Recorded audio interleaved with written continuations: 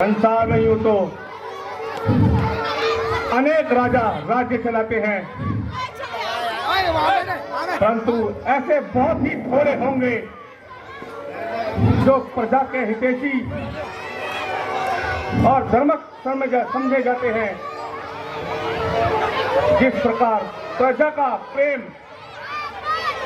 राज्य की जड़ों को मजबूत बनाने वाला होता है, उसी प्रकार एक राजा का न्याय प्रजा को ऊंचा उठाने वाला होता है।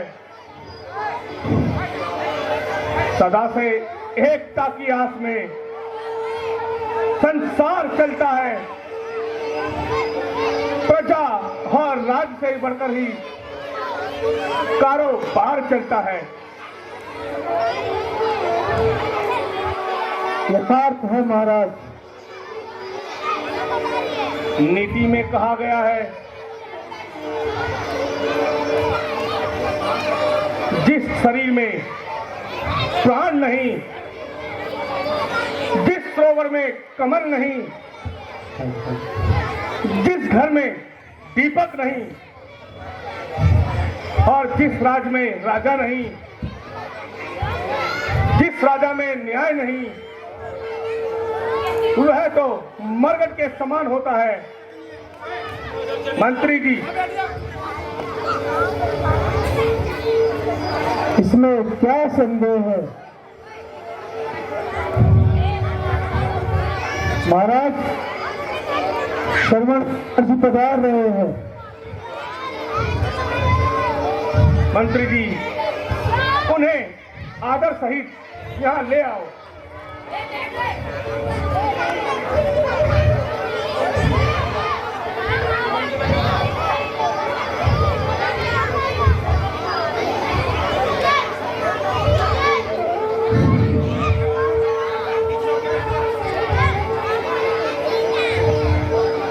माता पिता के चरणों में प्रथम नवाकर शीश, याद करूं फिर हृदय में दीन बंधु जगदीश। गुरु वशिष्ठ के चरण में है मेरा आदेश, नमस्कार फिर आपको दशरथ अवध नरेश। आहा, कहो पुत्र, अपने आगमन का कारण भी कहो। नाथ, जिस प्रकार अरे यार संकट बिना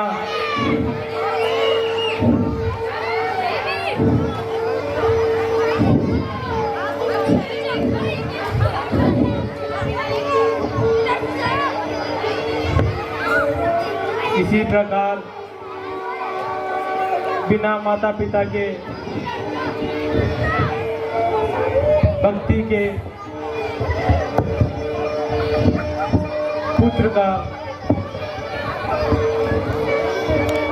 पुत्र का जन्म नारकीय कीड़े के समान होता है। आप सबको ज्ञात है, मेरे माता पिता सदैव से अंधे हैं। हे नाथ, वही मेरे लिए हर समय चिंता का कारण है। मिटे जीवन मेरा और आत्मा में उनकी बलाए, महारोगी बनूं मैं, उनका रोग दूर हो जाए, निछावर उन पे हो जाऊं। यदि कह दे जरा कोई, मैं अपने प्राण भी दे दूं, जो हो उनकी दवा कोई।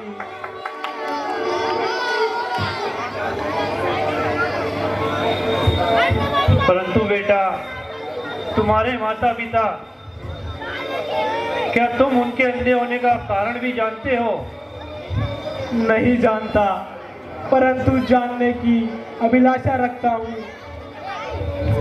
अच्छा बेटा, तो सुनो, तुम्हारे माता पिता सदैव के अंधे नहीं हैं। उनके कोई पुत्र नहीं होता था। उन्होंने पुत्र प्राप्ति के लिए कठिन तप किया। तब ब्रह्मा जी ने प्रसन्न होकर कहा कि तुम्हारे भाग्य में पुत्र का मुख देखना नहीं है। यदि तुम अंधा होना स्वीकार करो तो हम तुम्हें पुत्र दे सकते हैं। और इस प्रकार उन्होंने अंधा होना स्वीकार किया और तुम्हें मांग लिया। धन्य है, आज मुझे ज्ञात हुआ माता पिता का कितना ऋण है, कितनी ममता, ऐसी उदारता। पुत्र के कारण पृथ्वी पर सोए, सूखे पत्ते खाए, सर्दी कर भी सही और अंत में अंधा होने की शर्त स्वीकार की। अपनी चिंता कुछ नहीं, चिंता है उनके काम की। जिस तरह भी बन सके सूरत बने आराम की। धन्य हो बेटा, संसार को तुम जैसे सपुत्रों की ही आवश्यकता है। बस नाथ, अब विलंब न कीजिए, मेरी आशा ही शीघ्र पूर्ण कीजिए। है आपकी दया में ही आराम दीन का उपकार होगा आपका और काम दीन का। बतलाइए उपाय की पूरी ये आस हो। अंधों की आंख में प्रभु ज्योति का वास हो। हाँ तो सुनो, यदि तुम उनको प्रयाग, काशी, बद्रीनाथ, रामेश्वरम आदि समस्त तीर्थों की यात्रा करवाओगे तो ईश्वर की कृपा से उन्हें जरूर स्वस्थ पाओगे। बना देता है मोती बूंद को सीप के घर में, उगता है दाना खाक में और लल्ला पत्थर में। जो सुख रोगी को देता है और अन्न भूखों को दया करके भी देगा का। दो आंखें भी अंधों को। उपकार, महा उपकार। अभी संवाद ये माता पिता को सुनाता हूँ। मैं खाली हाथ आया था, मैं झोली भर के जाता हूँ। परंतु श्रवण कुमार, तुम अपने अंधे माता पिता को सारे तीर्थ किस प्रकार कराओगे? दो अंधे प्राणियों को लेकर इन गंभीर वनों में और पर्वत की चंद्राओं में कैसे जाओगे? श्रद्धा के आधार पर, भक्ति के सहारे, गुरु वशिष्ठ के आशीर्वाद से और आपके प्रताप से बना काट की कावड़ उन्हें कांधे चढ़ाऊंगा। फिरूंगा तीर्थों पर रू, उन्हें नहान कराऊंगा। करूंगा उनकी पूजा में, देव की पूजा समझकर झुकाऊंगा यह सिर, भगवान की प्रतिमा समझकर। धन्य हो श्रवण कुमार बेटा, तुम धन्य हो। तुम्हारी मातृ पितृ भक्ति से मैं बहुत प्रसन्न हूँ। जाओ, उनको जाकर जल्दी से तीर्थों की यात्रा करवाओ और उन दो अंधों को आंखें दिलाओ। अच्छा प्रभु, मैं आज्ञा चाहता हूँ।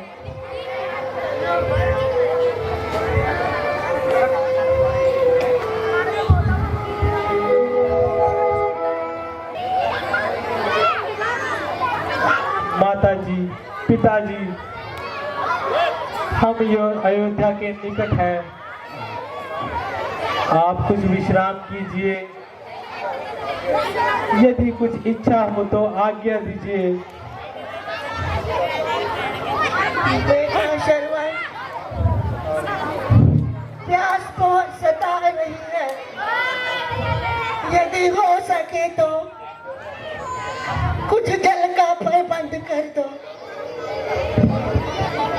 अवश्य माता जी, अवश्य करूँगा।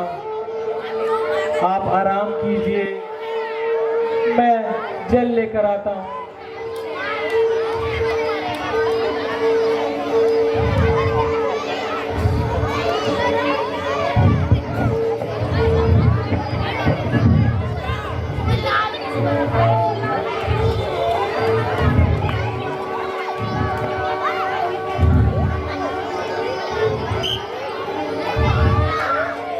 वन के भयंकर पशुओं ने मेरी प्रजा को महान कष्ट पहुंचाया है।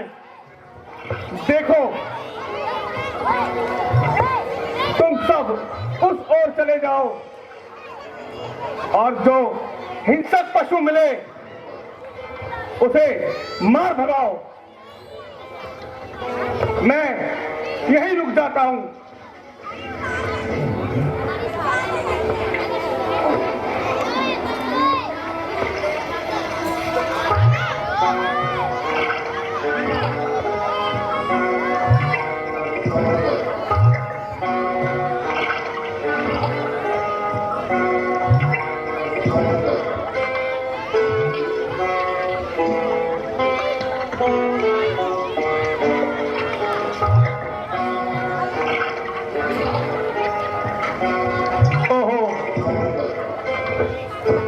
उस तरफ पशुओं की आवाज आ रही है।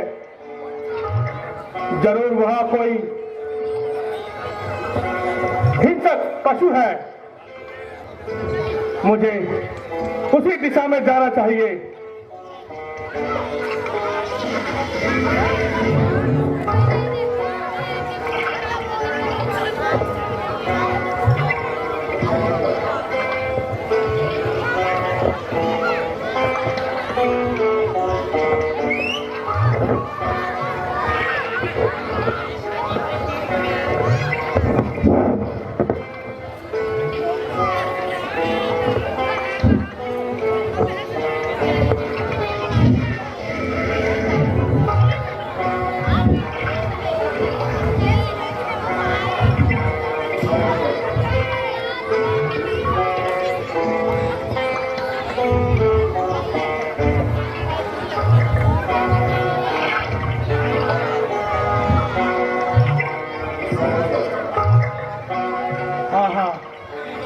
सामने कैसा निर्मल जल दिखाई दे रहा है। ऐसा लगता है जैसे पवित्र जल इधर ही आ रहा है। मुझे वहीं से पानी लेकर माता पिता को पिलाना चाहिए।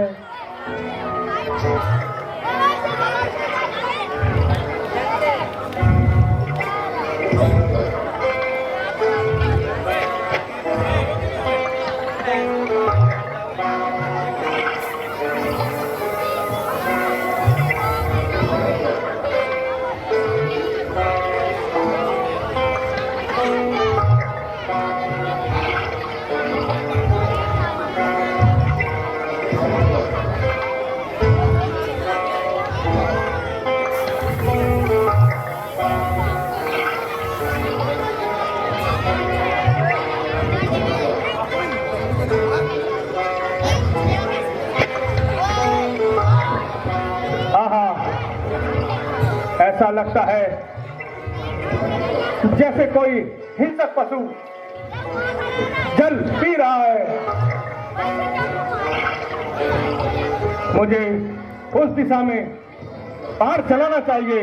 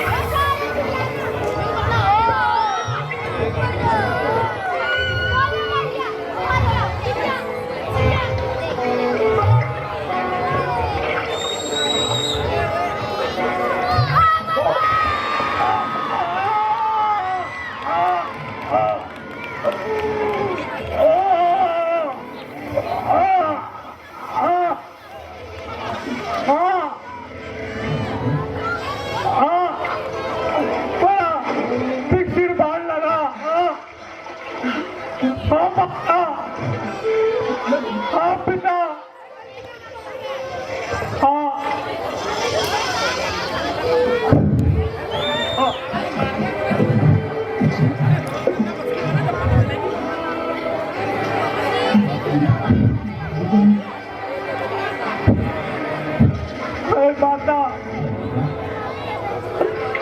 आप पिता,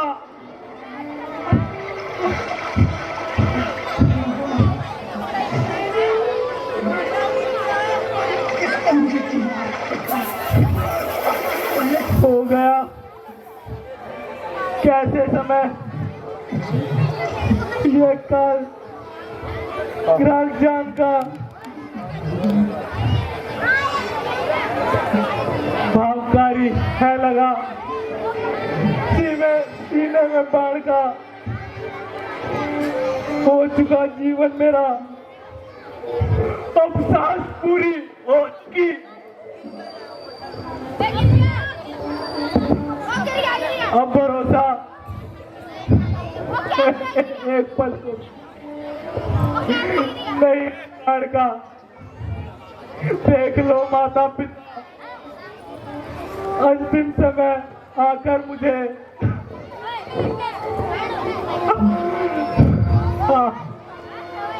देखना तुमको मिलेगा फिर नम संतान का।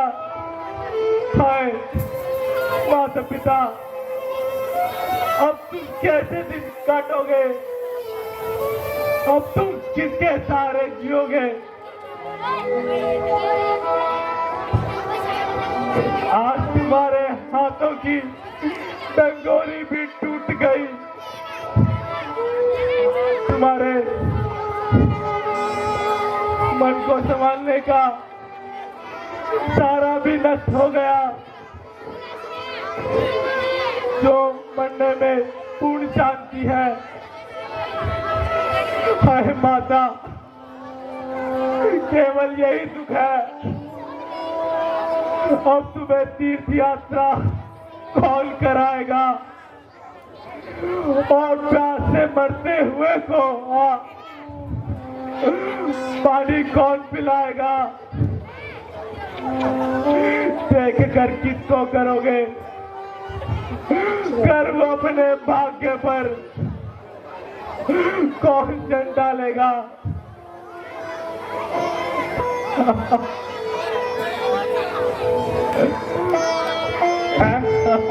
कौन बोला, किसने पुकारा, किसको बाण लगा,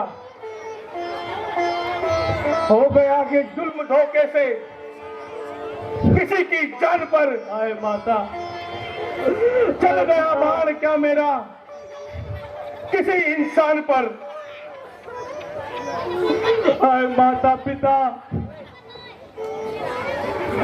प्यास अब कैसे बुझाऊं, हाय मैं लाचार हूँ, किस तरह सेवा करूं, मरने को तैयार हूँ।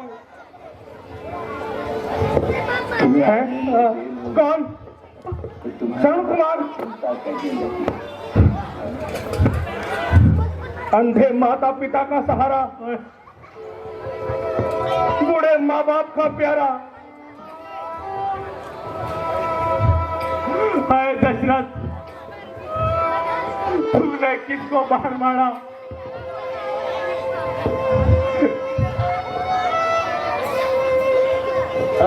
माता, क्यों बनाना टूटी मुझ पर, बहुत मनुष्य के पहाड़ पर तोड़ डाला जुल्म पापी। माता, एक बेगुनाह की जान है पिता,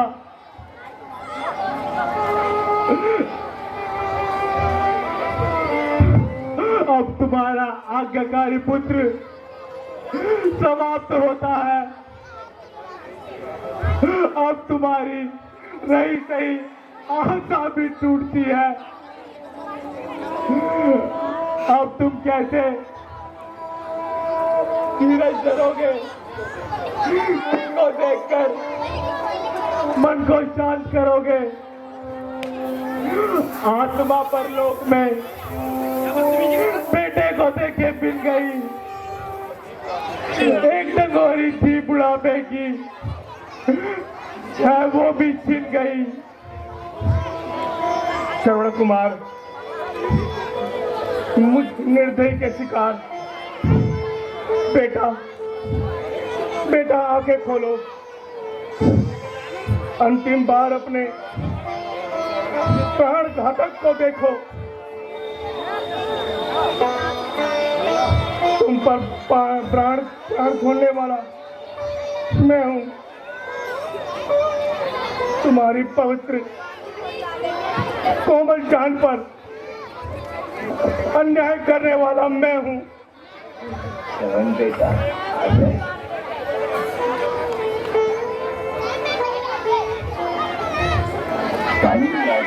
हाय माता, हाय पिता,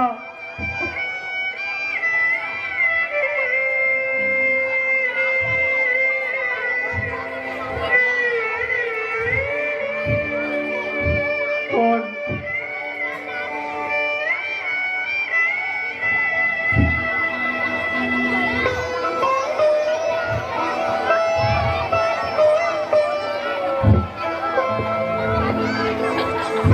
हाय माता, हाय पिता,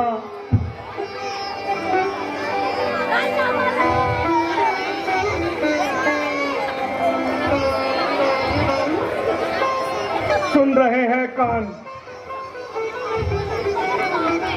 इस निर्दोष के प्रमाण को हाय दशरथ कर दिया अब्राहम कुल के नाम को। अयोध्या नरेश, इतना पश्चाताप? महाराज, आपने तो जंगली पशु समझकर पार मारा था, पर भाग्य के आगे किसकी चलती है? आवागमन संसार का अटल नियम है, जो आया है एक दिन उसका निश्चय गमन है, पर इस मृत्यु में भी बड़ा आनंद है।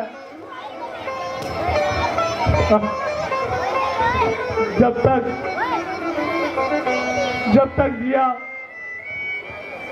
माता पिता की सेवा करता रहा, और अब मैं मर रहा हूँ और माता पिता की सेवा करते हुए मर रहा हूँ।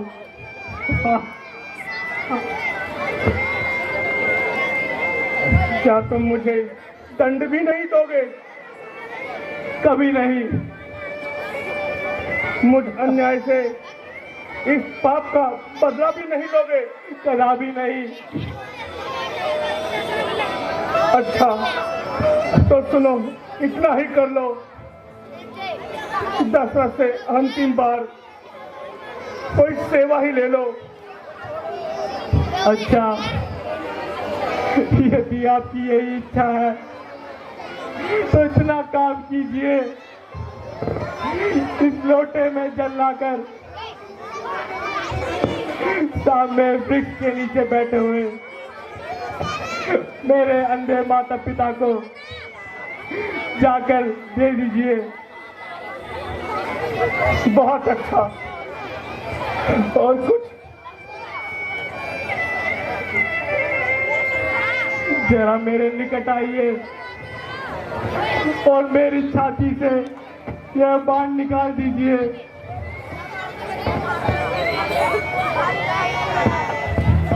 पश्चाताप से हृदय जला जा रहा है, कलेजा मुंह को आ रहा है। क्या करूं, कहां जाऊं? अपना काला मुंह किसे दिखाऊं? माता, पिता,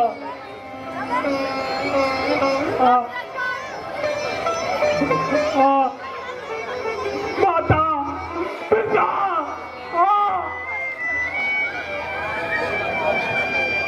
हो चुका जीवन मेरा, फोटो पे अंतिम सांस है। अब तुम्हारे नाम की मुझको केवल आस है।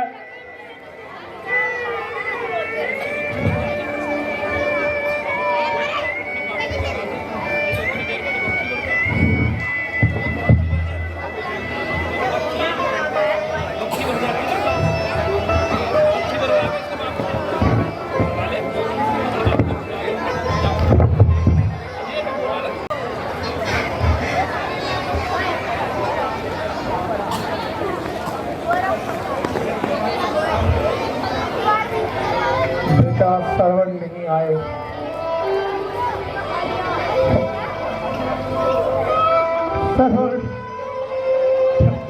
बेटा, कहाँ हो सरवण? जल्दी।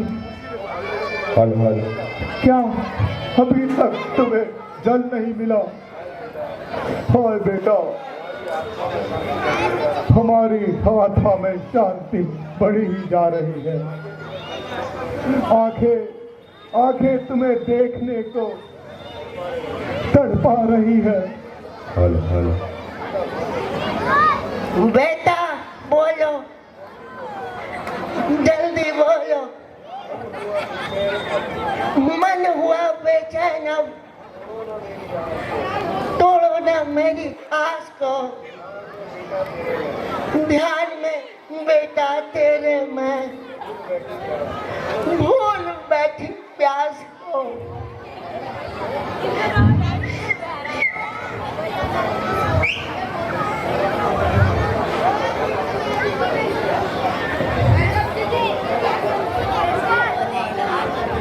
बेटा सरवर, तुम्हारी माता में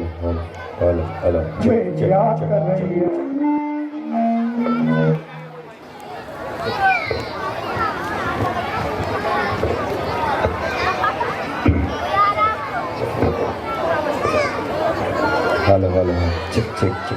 ऐसा लगता है जैसे पुत्र मेरा शरण आ गया।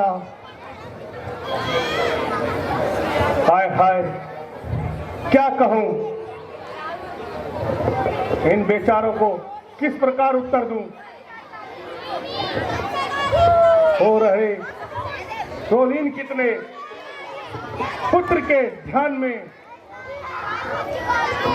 क्या करूं क्या दूं शांति? क्यों कहकर इनको भगवान में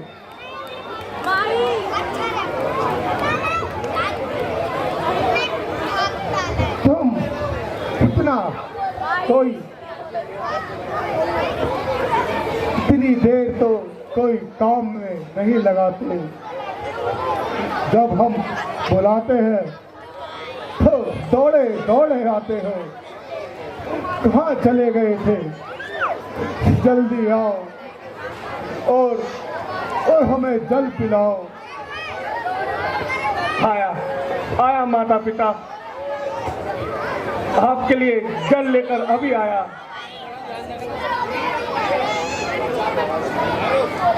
ये आवाज तो मेरे बेटे श्रवण की नहीं है। अरे भाई तुम कौन हो? हमारा श्रवण कहाँ है? माता जी, आप प्यासे हो, पहले ये जल पीजिए, फिर सब कुछ बताता हूँ। नहीं, हम अपने बेटे श्रवण के बिना कदापि जल न पिएंगे। सच बताओ, हमारा श्रवण कहाँ है? बताऊं तो कैसे बताऊं? किन शब्दों में बताऊं? कौन से मुख से बताऊं? गिरी है दिल पे बिजली, जिगर में आग चलती है। करूं क्या मैं बयां तुमको? मुख से हाय निकलती है। सहारा तुम दोनों का अब सुरपुर सधाया है। तुम्हारे पुत्र को मैंने इन्हीं हाथों से मारा है।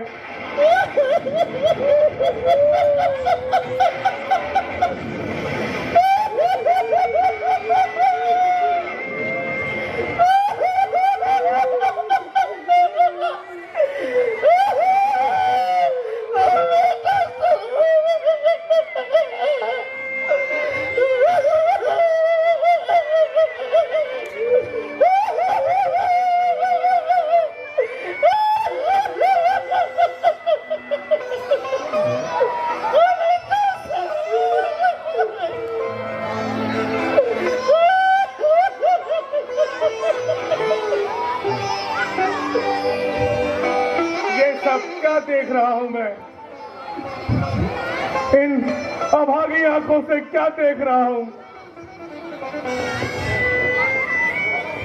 उठो, हे पुत्र के वियोगियों, उठो। रह गया रोना सदा को, ये किसी की जान का। चूम लो मुखड़ा एक बार प्रिय संतान का। अच्छा भाई, बता दो, हमारे पुत्र ने कैसे प्राण त्यागे?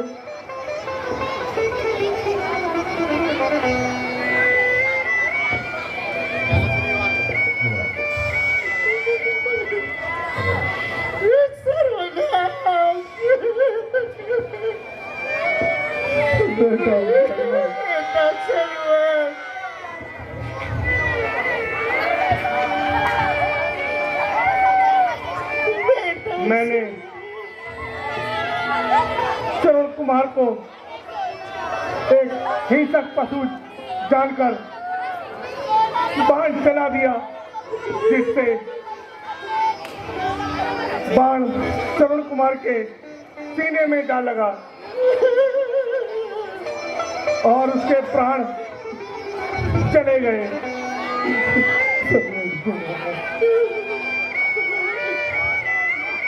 याद रख दशरथ, यदि तू चल लेके हमारे पास आया और सच्चा हाल न बताता तो हम तुझे ऐसा श्राप देते। मेरे लाल, कैसे तेरे प्राण निकले होंगे मेरे लाल सरवर। पुत्र सरवर, अरे अन्याय, जिस प्रकार हमारे प्यारे सरवत जी की हमने सरवत जी के वियोग में तड़प के जान दे रहे हैं, उसी प्रकार ये बाप तेरा पीछा नहीं छोड़ेगा और तू अपने संतानों के प्रति लग के मरेगा। सरवर